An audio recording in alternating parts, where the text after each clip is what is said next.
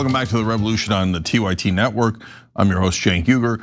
So we're gonna do something interesting today. This is something we've started to do recently that I really like and you guys have enjoyed.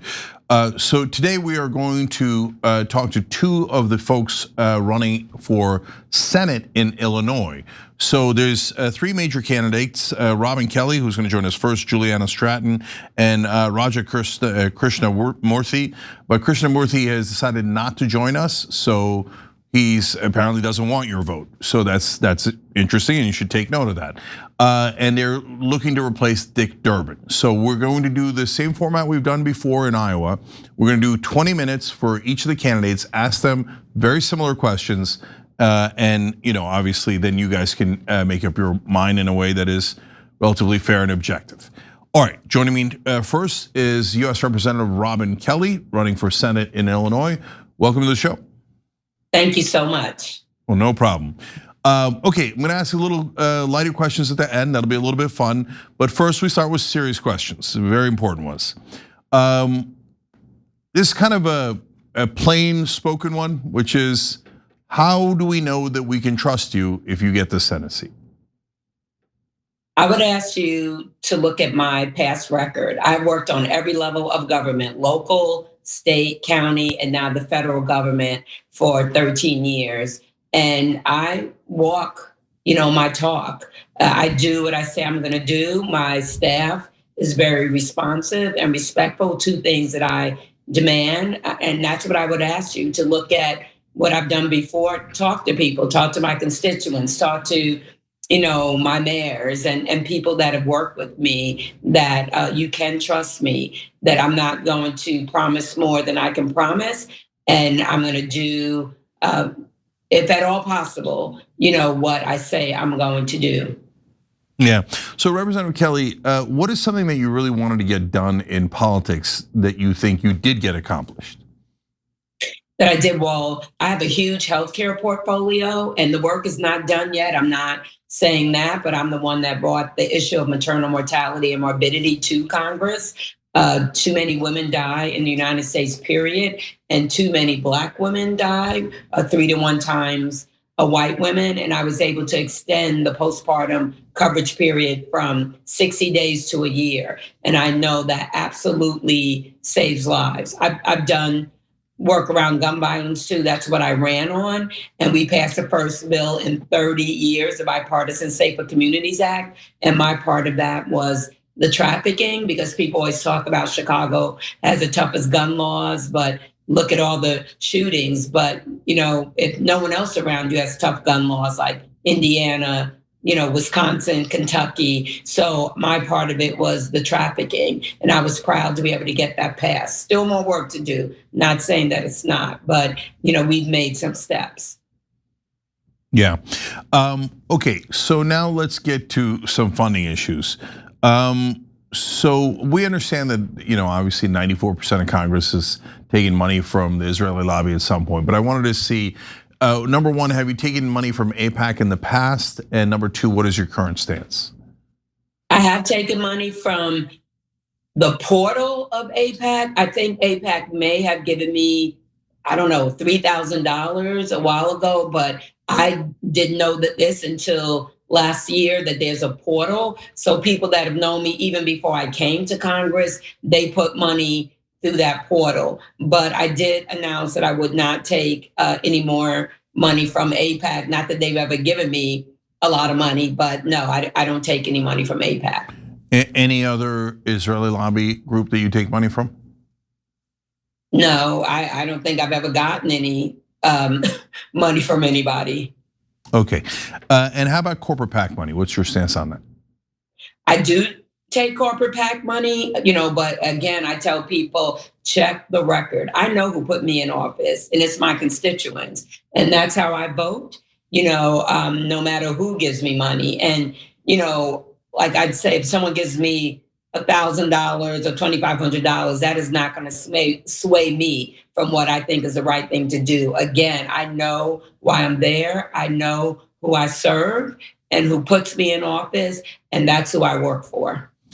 So why do you think that we haven't been able to pass something as simple as paid family leave in Congress. It polls at 84%, over 90% with Democrats, and even 74% with Republican voters. So really, among the American people, there's no objection to it at all. We're among the very few countries in the entire world that don't have it. So why can't Democrats pass something as simple as paid family leave? Because I think, even people believe in universal background checks. There's a lot of things that, the majority of people believe in, but if you don't have the right people at the table at the same time voting, things don't get passed. And I mean, it becomes a numbers, game also. And, in the Senate, we need 60 votes, to get things passed. I know people agree with it. I agree with it. And, but we have to have, 218 people in the House and 60 people in the Senate that agree with it, and a president that won't veto it. So, Representative Kelly, I have a theory that is shared by a lot of Americans that that a lot of your colleagues are taking money, and that is why none of these bills pass, even though they're very popular. So we can't negotiate drug prices, even though everyone, literally everyone, wants lower drug prices outside of Big Pharma, but Big Pharma owns Congress. Okay. So, well, that's your colleagues, right? Both Republicans and Democrats. So then my question is, how do you get a bill passed knowing that a lot of your own Democratic colleagues will block it because they're taking money from different corporate interests? Well, I'm on Energy and Commerce, a healthcare subcommittee, and we were able to lower the insulin price to $35, and then there were other drug prices that we lowered. So again, baby steps, and we need, to do more. We need to be able to negotiate every drug, not just, the 10 that were picked. And but also the other thing is, this is where the village comes in, and you're the village. The public, has to make their voices heard. And very, very important. We were able to pass, with the help of 17 Republicans, the ACA premium tax cuts, and I give credit to the public. That's why we've been able to do the things we do. The reason they didn't wipe out the Affordable Care Act is because the public, stood up, showed up, and showed out. So we need that help too. No matter if it's Democrats or Republicans or independents that you have to speak to, that we need the public's help to put the pressure on. So let's talk about the healthcare system, since that's a huge thing we have to fix.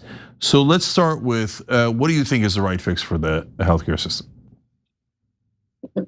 We need universal health care. I know we use the term Medicare for all. I'm on the Medicare for all caucus, but we need to bring all the stakeholders together and iron this thing out. There's no reason in the richest country in the history of the world that everyone doesn't have health care. My district is urban, suburban, and rural. So I see it from every angle. And, I had a farmer that told me he had to drive 60 miles when his wife was delivering a baby. She wasn't quite ready. He drove 60 miles back home, and 20 or 30 minutes later, she was ready. So 60 miles back. If you have a stroke or, God forbid, or a gunshot wound, you couldn't last that long. So I believe in Medicare for all. I know, we have to talk about it and iron it out, but we must have, healthcare for everyone. I use an example that tears at me a little bit. I was celebrating my 20th wedding anniversary with my husband in Canada. He got sick, and he was in the hospital, in the emergency room 3 days. And his bill was $800. That would never happen in the United States of America. Yeah, I mean, you might lose your house if you had to stay in the hospital 3 days in America. Definitely. Yeah. So huge numbers of Americans say they want universal health care. Almost all the Democrats that in Congress that I talk to say they want universal health care. Yet we don't even come close to getting universal health care. So what is a strategy that could work in terms of actually getting it passed? What steps would we have to go through? Well, I do think, there's I'm running on a platform of people over profit. So one thing we have to do is get millionaires, billionaires, and corporations to pay their fair share. So we have the money to do, some of the things that we want to do. I'm not asking for more, but at least pay their fair share. But I do think we need to bring everybody to the table, so we can iron it out, not, us saying you're just going to do this. I think that we need to hear from everyone about it. There's a bipartisan doctors caucus, and I listen to them, sometimes also, but a lot of different people. I've talked to many different groups. Like I said, healthcare is my biggest portfolio, but I think we need to bring everybody to the table, and that we need to set a goal. By this time, we are going to do this, and even if we have to, build upon it, we can't get everything done at once, but we need to get it done sooner than later. So if the Democrats capture the Senate, and if they have, that means that almost certainly they also have the House. In the next 2 years, what is a major thing that you can achieve in the Senate while Trump's still president? He's an interesting person, as we all know. That's one word. But I believe, if Democrats take over, he might even have a different look, because I grew up in New York. I grew up, with this man, and some of the things he says now, that is not what he said before. You know what I mean? So I call him a Trumplican, not a Democrat or a Republican. But I think that, we need to look at healthcare. We have to look at immigration reform. We have to. And I think that we need, even with him being president, but depending on the numbers that we have, he might go along with the program. When I think about the Epstein files and what happened there, that, they will no, then all of a sudden, people voted for it. And the same thing with the premium, tax cut, that was in the House, not the Senate. But I think those things, I think some more around gun violence prevention.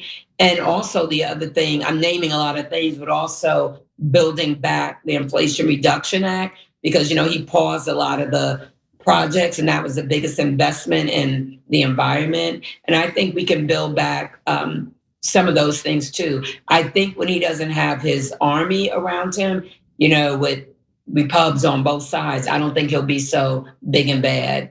Yeah, you could build it back better, maybe. Oh no, yeah, we can't go back to, even when we take over, it can't be what was before. That was not good enough. There were too many people, that couldn't punch their ticket to the middle class. When I think about young people, imagine, could they ever buy a house, or could they even afford to have kids with the cost of childcare, which needs to be capped? So you mentioned immigration reform first.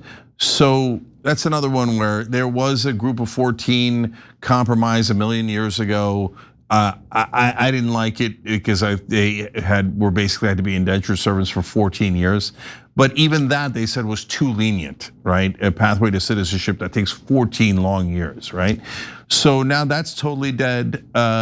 Now that's a thing that the Trump voters are not divided on. They're divided on war, they're divided on Israel, etc., but they're not divided on immigration. So they don't really want to budge an inch. So how in the world do we get immigration reform? But what you say, that they don't really want to budge an inch. I said my district is urban, suburban, and rural. I have 4,500 farms. Most of those people don't look like me and don't vote like me. They want immigration reform. The Chamber of Commerce which can be a little to the right sometimes, or more to the right, they want immigration reform, because maybe not for the moral reason, but for the economic reason. They are hurting because of what he is doing now. I've spoken to many a farmer, and the people that they have working, with them, they want to see immigration reform. Chambers of Commerce, when you look at healthcare, how many people are doctors or nurses that don't even come from this country? So I do think we would have more help. Again, the pressure needs to be put on members of Congress and the Senate that this is what the village wants. But I think we can get that done, for moral and economic reasons. And when you think about over 11 million people pay into a system they don't get benefits from, when you think about the dreamers, they just need to become American. It's absolutely ridiculous. Representative Kelly, there's the War Powers Act resolution, and a lot of Democrats who said they were against the war say they are actually going to fund the war. Do you think those Senate Democrats who vote to fund the war are wrong? I don't want the war funded. I just feel like we have issues in this country. We have affordability issues, and then we're in another war. And the peace president supposedly said he wanted to be the peace president. So how do we have money to fund this? But then we're talking about, the big ugly bill is not in full effect yet. After November 2026, if we don't take back a chamber, do something that, millions and millions of more people will lose their health care. You already cut SNAP for people, lower the age. So, we could take that money and use it for people here who are suffering, who are, just not, that they can thrive, not just survive. Now, I'm not saying, the regime was a good regime. It was not. And Venezuela was not a good regime, but are we going to run around and take out, all the leaders we don't like? A lot of us don't like him. Should someone come and take him out, or giving Argentina $20 billion to bail them out? We should not be doing that. We have too many people with too many needs in this country. Right, yes, taking out world leaders is not a great idea for international relationships, that's true. And so, all right, now let's go to the lighter part. Deep dish or tavern pizza? Deep dish or what? Or tavern pizza? You know what? I didn't even know what tavern pizza was. I'm from New York, so I'm used to thin. I heard that term tonight, believe it or not. Okay, interesting. All right, so we asked that only because you're running in Illinois, and obviously Chicago known for deep dish and tavern. Right. No, I'm a thin crust girl. Okay, clear. What's your favorite TV show these days? Oh my gosh, my favorite TV show. That's a good question. I've been watching a lot of Netflix, but I'm just going to tell you my dirty pleasure is Dancing with the Stars. Sure, of course. Did you see the episode Tucker Carlson was on back in the day? I don't remember that one, but maybe I wanted to forget that on purpose. Yeah, no, he was on, I think, just for one episode, got voted out immediately. Okay, and what's the extracurricular activity you did in high school, if any? Like sports, band, anything along those lines? Oh, I did a lot. I was in the theater club, going to the theater, not actually acting. I was captain of the girls' basketball team. So those two things. All right, so you're a hooper. All right, last one's a serious, back to serious. So if there's one thing you could change to fix our government, what would it be? I would go to making millionaires, billionaires, and corporations pay their fair share, because when they do, we could do so much more around housing, healthcare, raising the minimum wage from $7.25 an hour, investing in the environment and economic development and economic growth. And as I said, capping childcare costs. So, we could do more with more money. And then I'll just sneak in campaign finance reform. Okay, I think people are going to appreciate that you snuck that in.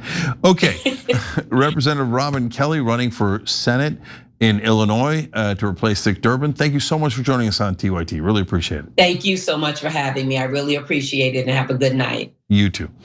All right, guys. Now, next up is going to be Lieutenant Governor Juliana Stratton. She's running for the same seat, and we're going to ask her similar questions. So, are we taking a break, guys? Yeah. So we got to take the break to bring her on, and then we'll come right back, and I want you to meet the other candidate. Make sure you're listening to both so you can make a fair decision on who to vote for in Illinois. We'll be right back.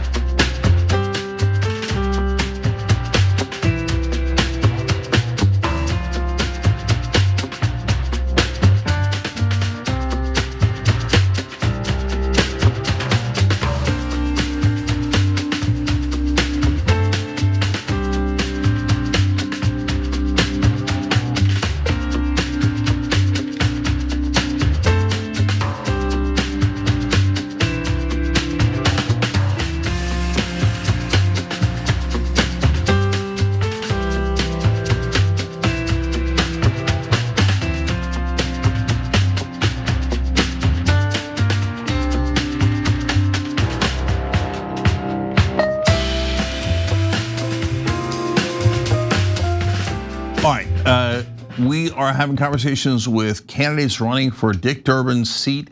That is the Illinois Senate seat. Very, very important. Just talked to Representative Robin Kelly. Now we're going to talk to Lieutenant Governor Juliana Stratton from Illinois, obviously. Thank you for joining us, Lieutenant Governor Stratton. We appreciate it. Thank you for having me. Yep, no problem. All right, so first question is, plain spoken one, how do we know we can trust you? How do you know you can trust me? Well, I think about what I've always done as a leader, both before becoming an elected leader and since that time. You know, when I think about when I was elected to state representative, that was 10 years ago. And I ran for office because my mother, I was caring for my mother. I was her primary caregiver. She had Alzheimer's. And I ran because there was an effort to strip away health care from seniors like my mother. That's what motivated me. And I ran against a state representative, a 13-year incumbent, and I won because I knew that government should and can be a force for good. I can tell you that when I got to the House, there were lots of people who told me, you know, you're new here. You just kind of sit down and learn the ropes. You don't need to speak too much. You don't need to do too much. But I got to work and I rolled up my sleeves because I knew that I was there to represent the people. And I passed 10 bills that I was the chief sponsor in the House, 10 bills that got signed into law because I knew that I wasn't there to just sit around and just kind of learn the ropes. I was there to deliver for the people that I represented. And the same thing happened when I ran alongside Governor Pritzker as his lieutenant governor. We ran as a ticket. We said we wanted to get big things done for the people of Illinois. And we look now 7 years later, the things that we set out to do have gotten done. We've raised the minimum wage. We've put us on a path to a clean energy future. We've made Illinois a true island for reproductive freedom in the Midwest.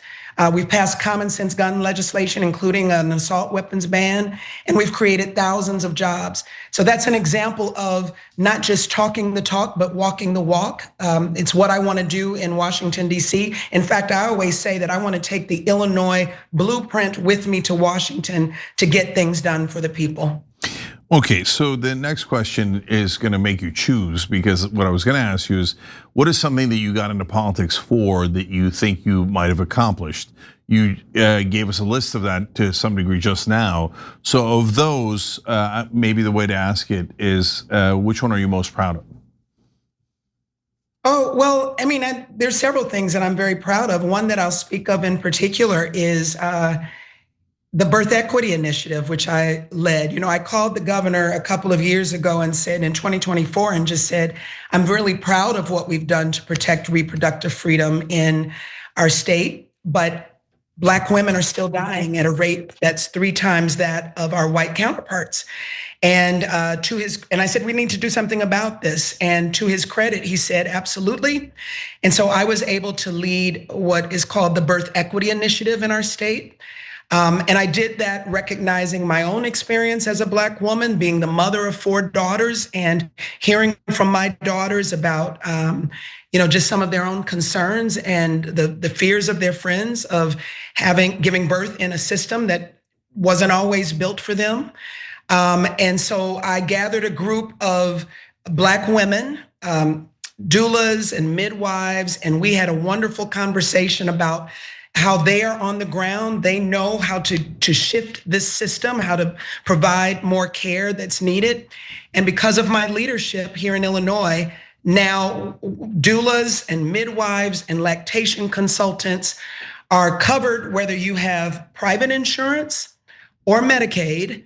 And I'm really proud of that. And that's an example of when I said that I ran in the first place to really just make sure that we expand access to healthcare for Illinoisans. This is another example of expanding access to healthcare. I've been fighting for healthcare since I got to elected office, and I certainly want to make sure we keep doing that in Washington, especially with millions of Americans being stripped of the care they deserve.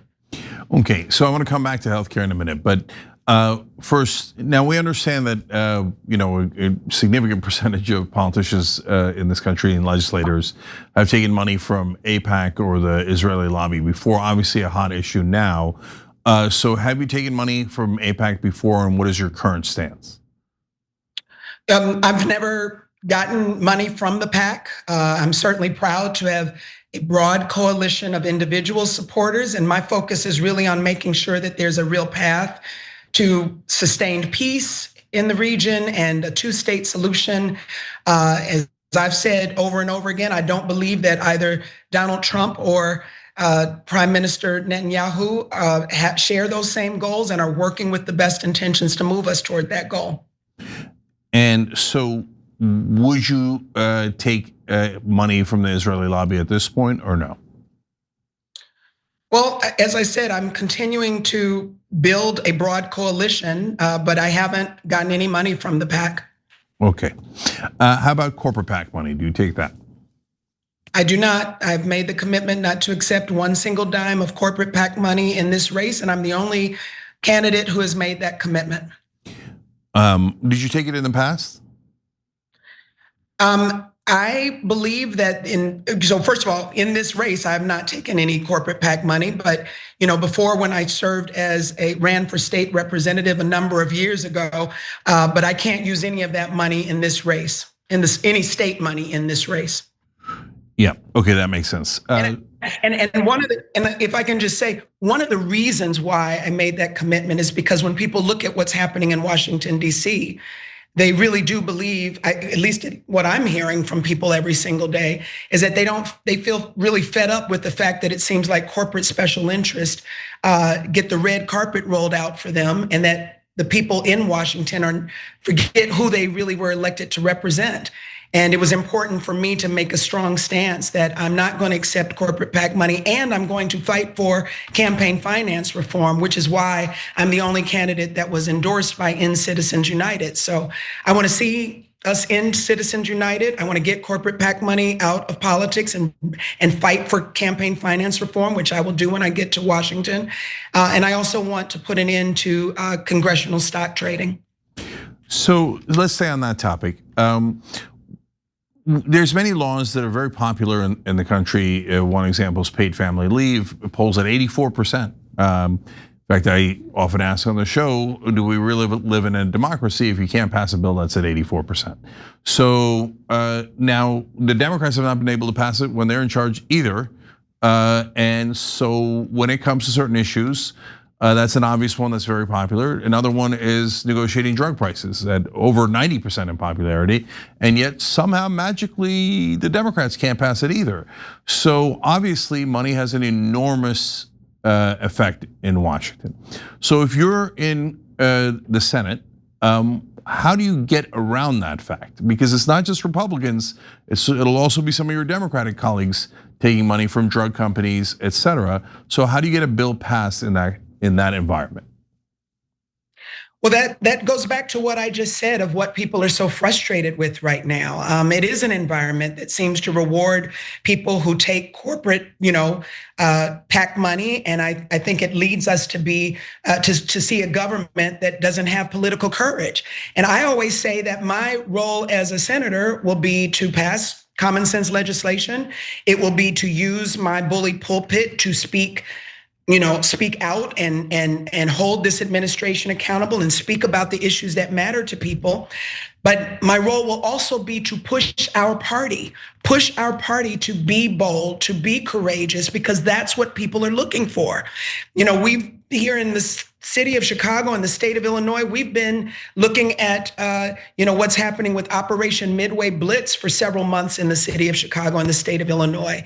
And I always say, when I'm looking at people out in the streets saying no kings or hands off my health care and all the things that we hear people saying, that's an example of them saying that's the leadership that I'm looking for in Washington. So we need new leadership. We need new energy. We need people who are going to be bold. We need fighters and not folders. And by the way, I'm the only one in this race that has made it clear that I'm not going to support Chuck Schumer for leader, because I really believe that we need the energy to meet this particular moment and get things done for the people. Interesting. All right, how would you fix our healthcare system? What do you think is the best solution? I'm going to fight to pass Medicare for all. I mean, again, I don't want to keep going back to that first story, but it's true. I got into running for office because of watching healthcare being stripped away from seniors like my mother. And I believe that healthcare is a right, not a privilege. I believe that I'm talking to too many Illinoisans who are making a decision between going to pay their bills versus going to the doctor, buying groceries or paying their rent versus getting the care that they need. And that is a false choice. And so we need to make sure that healthcare is available for everyone. And I also just want to point out some of the real health inequities that we are seeing. I talked about the Birth Equity Initiative earlier, but there are communities here right in the state of Illinois where you can go, even in the city of Chicago, you might go 20 miles away and there's a 20-year life expectancy difference just based on your zip code. So that's not okay. And we need to make sure where there are healthcare deserts and at a time. And remember, why is Donald Trump and this administration stripping away healthcare from so many millions of Americans? To give a tax break to the ultra wealthy. It's wrong. So I'm going to fight for Medicare for all. I'm going to fight for universal healthcare so that everyone who needs a doctor can see one. So just stay on that for one more second. So that's the urgency of the situation. But when you go to fight for Medicare for all, you'll see, of course, every Republican's opposed to it, but not just that, a great number of, again, your Democratic colleagues will be opposed to it. So in that environment, what are steps we can take to get eventually to being able to pass that bill? Yeah, so let me just talk a little bit about some of the skill sets that I bring. I am a lawyer, but for 2 decades, I served as I had my own alternative dispute resolution firm, and I did mediation and arbitration. And those skills have served me very well as an elected official. The ability to speak, to be understood, to listen, to understand, to make sure that we move from positions to underlying needs and interests. And I just have to say right off the bat, and we've talked about this already, one of the big issues is what's happening with, one of the big issues is the money that we see, including big pharma and with healthcare industry in terms of that corporate money coming into being influenced in Washington. And, for example, one of my key opponent, Congressman Raja Krishnamurthy, has taken the most money from the healthcare industry out of anyone in Congress. And when we get on the debate stage or we're in forums and we're talking about passing Medicare for all, he says, well, it's a nice idea, but I don't know if we can go there. Well, of course, because many of the same donors to your campaign spend millions of dollars lobbying against Medicare for all. So I think this is a time that we need real courage. Let me tell you what we've done here in Illinois. When you asked about how do we trust, here's another example of how we've worked to expand healthcare. Governor Pritzker and I just announced this week $1 billion of medical debt that has been erased for people. And that's an example because we know that there are so many working families that because of no fault of their own, some medical emergency, an accident, a premature birth, whatever it was, they now are saddled with medical debt. And that just leaves them, not able to, pay their bills or start a business or pay for their children's, college, whatever it is. So we have to think outside of the box and make as much progress as we can. I think here in Illinois, with what we've done to expand access to healthcare, lower the cost of prescription drugs, eliminate medical debt, those are examples that I want to take to Washington. But all the way, we have to keep thinking big about what's possible and stop with the let's give people the bare minimum. I want to say one more quick thing. I have 4 daughters, I mentioned. One of them is under the ACA exchange. And she told me, she called at the end of last year. She said, Mom, let me tell you how much my premium is going up. And when she talked about her premium going up, she said, so to afford my health care, I'm going to have to get the benefits, the least amount of benefits. And I can tell you, I don't want that for my own daughter, and I don't want it for anyone to have to think about what is the lowest level of healthcare benefits they can get because it's too expensive. not in this country. So we have to be bold. We have to have leaders that are going to push our party to be more courageous. We need to have leaders who understand how to help people understand the underlying needs and interests and how we can strategically work towards those goals. Okay, now we move on to the lighter portion here real quick. Lieutenant Governor Stratton, you're running in Illinois, so a deep dish or tavern pizza? I'm going with a good tavern pizza. Okay, pretty authentic. Yeah, I like a good tavern pizza. All pizza is good, but give me tavern. All right, what's your favorite TV show these days? Oh goodness, TV show. You know without a doubt that I am not watching a lot of television while I am on this campaign trail. But if I were to pick a TV show, I would have to say, a documentary about the America's Next Top Model. Oh yeah, I saw the trailer for that. That was super interesting. Not pretty. It's not pretty. No, it's not. Ironically, not pretty. Okay, and in high school, did you have an extracurricular activity? Sports, band, theater? I was captain of the pom-pom squad. I've always loved to dance, and I still, I always say I get two things started. I get the buffet started, and I get the dance floor started. Still to this day. Well, I get one of those started. I don't think it's going to be. See you on the dance floor soon. Oh yeah, that's the one. Okay, last one's back to serious. If there's one thing you could change about government, what would it be? One thing that I would change about government genuinely is that we would get to a place where we remember why we're there. As I said before, government should be a partner to the people. And we shouldn't go to, whether it's at the state level or the federal level or any level of government, thinking that we know what's best for the communities that we serve. I believe that those that are closest to the problem are indeed closest to the solution. I believe that we should be working in partnership with those who know and love their communities, who have the best ideas for how to solve the challenges of their community. And I believe that we should always recognize that when we go to serve, that we should be held accountable by the people who elected us. And that's the kind of leader that I've always been, and that's the kind of leader I will be when I get to the United States Senate. And the job is not done just because you get elected, but when you get there, that's when the real work begins. That's when you have to deliver for people and get things done. And that's why I'm so proud of the record that I've had as Lieutenant Governor and as state rep. And it's why I'm especially proud to be running to represent the great state of Illinois in the United States Senate.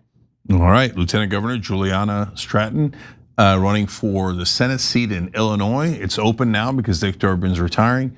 We really appreciate you joining us. Thank you for doing that. Thank you for having me. Absolutely. All right, guys, now you've seen two of the candidates. As we said earlier, Raja Krishnamurthy chose not to join us, so apparently he doesn't want your vote. That was Lieutenant Governor Stratton, and earlier we talked to Representative Robin Kelly. Those are your two major choices in that Senate seat in Illinois. Now it's your choice. Thank you for joining us. We appreciate it, and we'll see you tomorrow.